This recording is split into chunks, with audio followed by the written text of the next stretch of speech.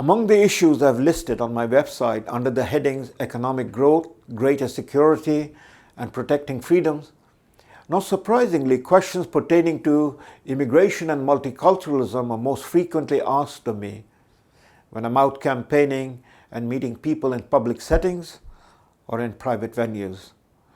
I might say that questions on immigration, illegal migration, multiculturalism, and religious cultural accommodation are uppermost in the minds of people next to questions about our economic well-being. Indeed, this was brought home to me recently in a remarkably frank and lucid letter sent to me by someone in my riding. I want to maintain the privacy of the letter writer, and therefore the person will remain anonymous. But what the person wrote was indicative of the high priority given by people to the topic of immigration and multiculturalism in general. But in this instance, the concern was expressed from a different perspective than I usually encounter. This letter, I felt, was important in being urgent and thoughtful, so I replied to the person frankly and respectfully.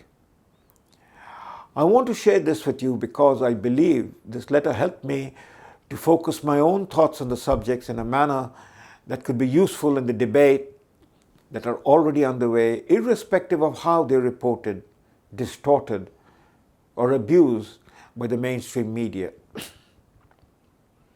The concerned individual's letter, when broken down to its discrete parts, had 7 aspects to it, each represented by a question.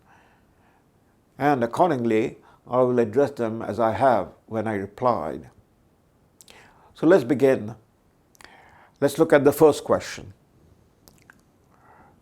Would a public discussion on immigration and multiculturalism be useful or merely divisive? I believe an informal debate is already taking place as reflected in the polls about issues considered most important. Immigration and illegal migration are high on the list. They tend to be divisive because people have been deliberately polarized by the attitude of liberals on the subject, especially with the idea of open borders and migrant rights made equal or greater than citizens' rights. Justin Trudeau and the Liberal government had no mandate to sign the UN Global Compact on migration. It was not debated in Parliament, nor were the people consulted in any forum. When the Global Compact is examined, the negative outweighs anything positive, which is practically zero for Canadians. People rightly want to know who picks up the tab, who pays for the cost of unfettered migration in provision of shelter, housing, healthcare, and required public services, etc. Our own homeless people are left behind. Our own impoverished folks are neglected. Our own seniors are made second-class citizens.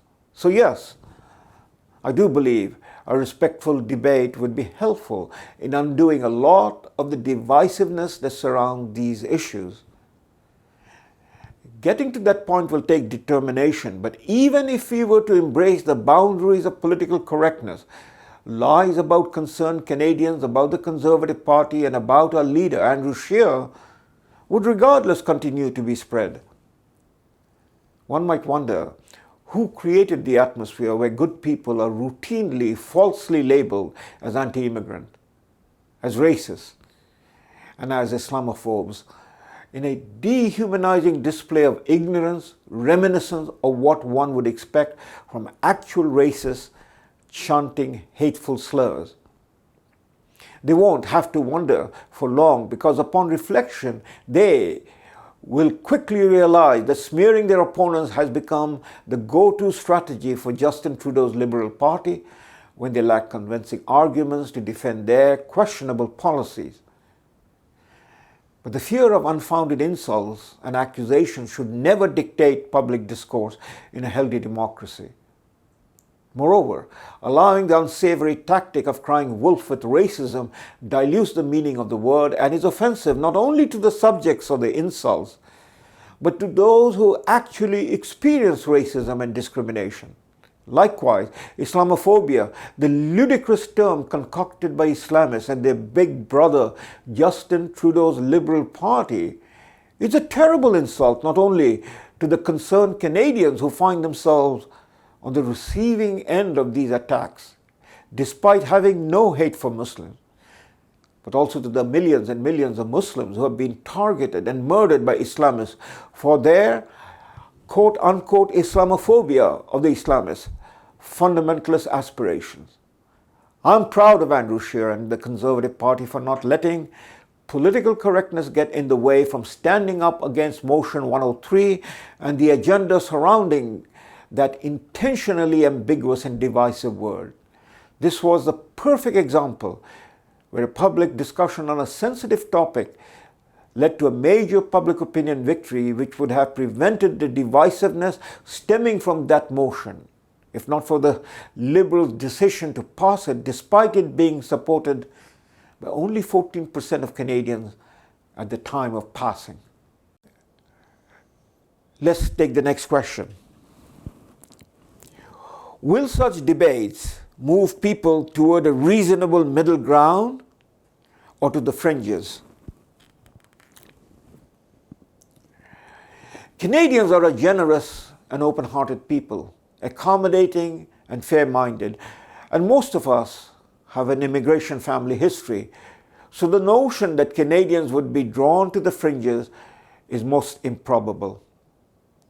In the past, immigrants were chosen on a merit system and generally arrived from countries that shared our liberal democratic values, secularism and pluralism, based on separation of church and state, and freedom to practice any religion or no religion. Canada has historically benefited from such a policy of vetting immigrants who are accepting of the host country tradition and values. And I trust Canadians to once again arrive at a fair and reasonable position following an informed debate. But ultimately, the line between what's portrayed as reasonable middle ground and the fringes has been a moving target. Which is why nowadays, going against the current government and UN-sponsored policies tends to put many of us on the fringes. Now, question 3. Does encouraging such debates actually make Canada a better, more cohesive place with a better understanding of the values of our society, or are they unhelpful and negative for social harmony? Now, whether such debates are helpful or unhelpful would largely depend on how they are framed, who participates in them, who moderates them, and if they are conducted fairly and objectively. There was a time when Canadians accepted the mainstream media and the tax-funded CBC to be the watchdog for the public, to be non-partisan and fair and balanced in the reporting. This is no longer the case, and especially in the present circumstances when the public has witnessed how Justin Trudeau's Liberals have gone ahead brazenly to influence the media by an outright gift of nearly $600 million of taxpayers' money. In other words, the old proverb of who pays the piper calls the tune has now put into serious doubt any media claim of impartial and objective reporting. But avoidance of debates is also to make a mockery of our fundamental rights, most specifically in terms of freedom of speech. Free speech is the mother of all freedoms. And when we allow free speech to be abridged or suppressed from concerns of political correctness or any other consideration except for speech that promotes or ignites violence, then we are paradoxically creating the climate for fringe politics and extremism, which all fair-minded people deplore. The remedy for social disharmony and any sort of bigotry is free speech, an exposure of disagreeable ideas and opinions that Canadians, given their generosity and fair-mindedness in all things, will reject without any need for coercion by the state or any political party. This is the foundation of our liberal democracy, and our departure from it, or weakening of it, is a greater danger to our freedoms than unwarranted censorship based on the fear of an imaginary rise of fringe politics. I believe we should freely and without inhibition talk about our values and what they mean in the historical as well as in the contemporary context. A lot of blood was spilled to defend our values, heritage, and freedoms. And those coming to Canada need to understand our history and what contributes to cohesiveness and unity. Next question. Are such debates necessary and unavoidable, or can we avoid them? I believe they are essentially unavoidable because they are brewing beneath the surface and are of major concern to most Canadians. What happens to the host culture when inundated with foreign cultures that are much different and in some cases incompatible is not a matter of idle speculation. Absorptive capacity of any host culture to an increasing influx of diverse cultures can only mean one thing. Over time, that host culture loses its traditional identity.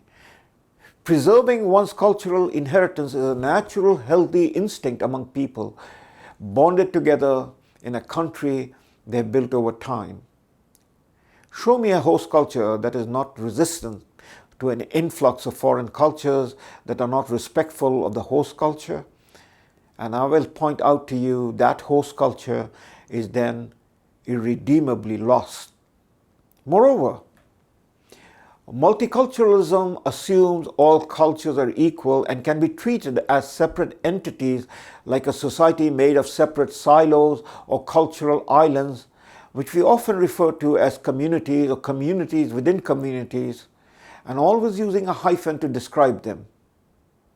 Globalism as a concept, as in former times imperialism, separates local population by terming them into distinct others, and thus leading to them versus us attitudes. Contrast that with nationalism or national identity, which joins the people, regardless of the individual's origin and attributes, into a united entity with shared values and culture.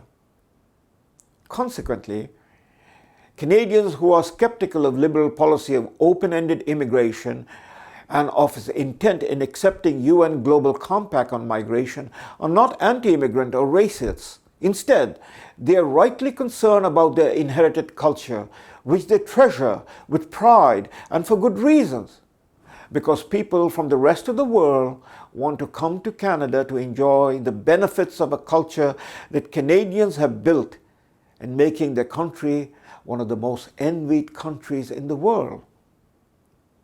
It is therefore an insult, even bigotry, to suggest that there is anything wrong with those Canadians who, in exercising the right of free speech, question the liberal policy on immigration.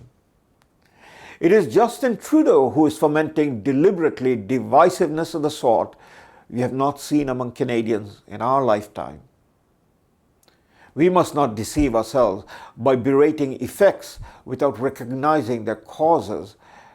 And the cause behind the present discontent in Canadian politics is largely due to Justin Trudeau's arrogance combined with incompetence and liberal policies that run counter to the interests of Canada at home and abroad. Okay, next question. In respect for your own candidacy, are you proposing to provoke this debate? On the contrary, I see myself engaged in conversation with Canadians, and some issues are undeniably sensitive. It is incorrect to say I am provoking a debate on the topic of immigration or migration or multiculturalism, for such debates are taking place irrespective of whether I am involved or absent. I will say, however, I am well prepared to engage myself in these debates that are unavoidable and even necessary for the continuing health and robustness of our democracy. Well, I have two more questions.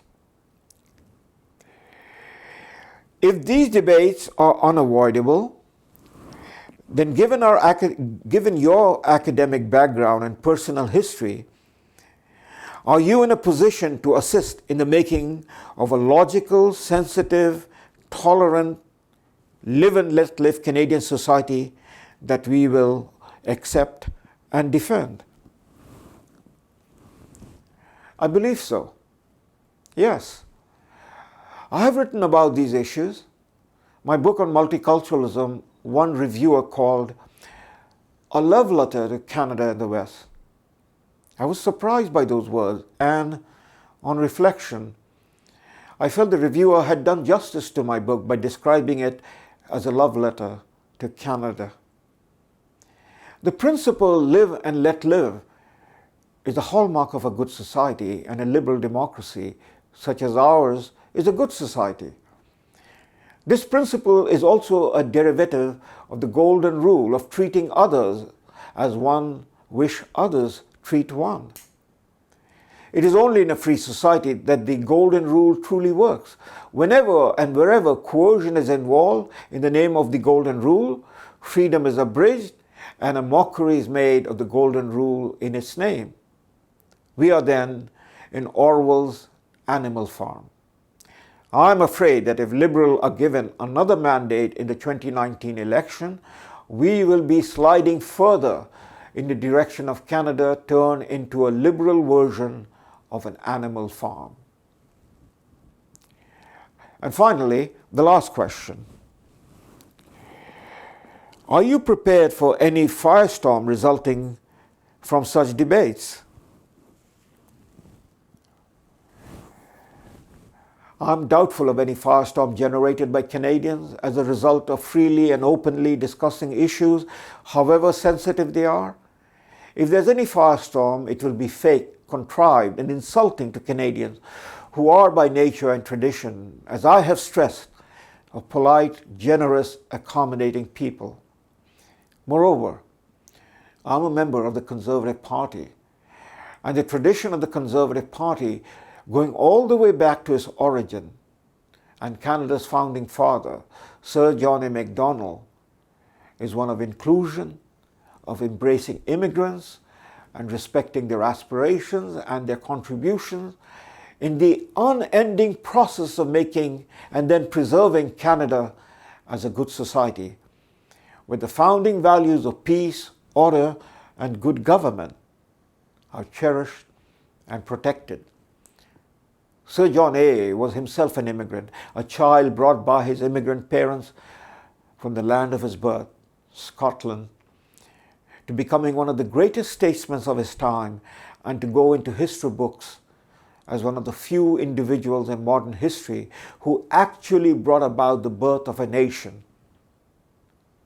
The Conservative Party and its leader, Andrew Scheer, believe in responsible immigration and legitimate refugee claimants based on the various criteria used to determine eligibility, urgency, and priority. The Conservative Party will prioritize refugees based on persecution and the dangers they face. Qualifications that the Liberals and the UN Selection Committee are abusing, distorting, or deliberately ignoring. For myself, speaking as an immigrant from a society torn by war and genocide, who was fortunate to find refuge and a home in Canada, and as a minority, I trust Canadians on these matters without any inhibition or fear. And as a Conservative, I believe I relate to the tradition of Sir John A. in a manner that he, if he was among us today, would embrace with pride. Thank you so much for taking the time to watch this video. I hope thinking about these questions were as helpful for you as it was for me. And of course, a big thank you to the person who wrote the letter that inspired me to share these thoughts with you.